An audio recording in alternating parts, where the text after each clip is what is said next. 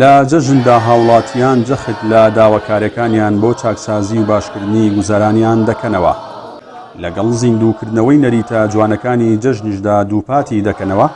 پێویستە حکوومەت و کاربەدەستان جەژن بکەنە دەرفەتێک بۆ ئاشتبوونەوە لەگەڵ خەڵک، بە تایبەت کە هەر ئەم حکوومەت و بەرپرسانن چەندین نەهامەتیان بەسەر هاوڵاتیاندا هێناوە.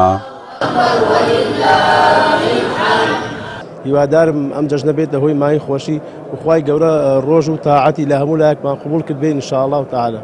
هەروەک چۆن خەڵکی هەموو دەست لە ناو دەستێکن، ئاوا لایەنە سیاسەکانی هەرێمی کوردستانش دەست لە ناو دەست هەمووی تەبابن بتوانن کێشەی و قەیرانی ئەو قەیرانەی کە بە سەر هەرێمی کوردستان هاتووە چارەسەریکەن و بتوانن خۆشی بۆ خەڵک بگەڕێنەوە ئینشاءالله.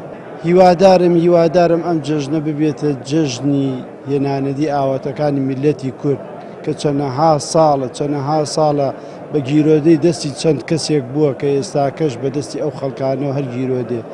هیوادارم ئەم جەژنە بێتەوە تەبایی نێو ماڵەکان و هیوادارم ئەم جەژنە ببێتە جەژنی سەرکەوتنی کورد و چیتر لەسەر ئەم دەستی ئەم زاڵمانە ملەتەکەمان بەرەو داوە نەڕات. و بۆ جێژنیش وەک عادەتەن هەموو ساڵانی تر جێژنانە لە دوای نوێش جێژنە پیرۆزە لەگەڵ خاوخێزان و دوایی بەسەرکردنەوەی دراوسێ و خزم و کەسەکان بەس هێشتا زیاترمان پێویستە لەبەر ئەوەی کەوا بە مەسیجێک و بەنامەیەک و بە ماسنجەرێک جێژنە پیرۆزە لێکەوتن ئەوە کەمە بەسەرکردنەوە ئەو کەسانی کە لەگەڵ یەکە ناکۆک بوونەوە و عاجزبوونێک لە نێوانمانە هەبووە بتوانین یەکتری ئاشتەوەکەین و جێژنە پیرۆزە و گەردن ئازایی لە یەکتری بکەین.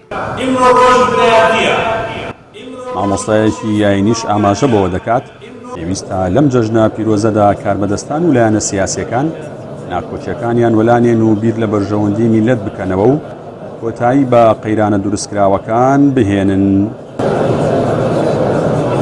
ئومێد دەکەین ئەم جەژنە بێتە مایی تەبایی و هاوکاری و تەبایی خۆشەویستی و هەروەها بێتە مایی هەمەهەنگی و هاوکاری و بێتە مایەکەوە هەموو لایەنە سیاسیەکان جارێکی دیکە بتوانن کەوا هەمەهەنگی بن و هاوکار بن و ئەو دۆخەیەکەوە بەسەر وڵاتماندا چەسپیوە جارێکی دیکە وەلای بنن و خەڵکی کوردستان ڕزگارکەن لە قەیرانی ئابووری، قەیرانی سیاسی، قەیرانی کۆمەڵایەتی.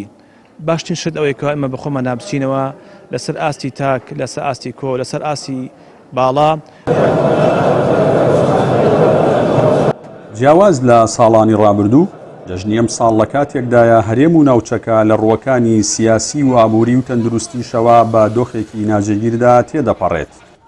ئەوەی داواکاری هاوڵاتیانیشە لە بەرپرسان چ لە جەژن و چ لە ڕۆژانی ئاساییدا ئەوەیە کۆتایی بە قەیرانە دروستکراوەکان بهێنن، ئەو قەیرانانەی ماوەی چەندین ساڵە گیرۆدەیان بوون و بەدەستیانەوە ماندوو بوون.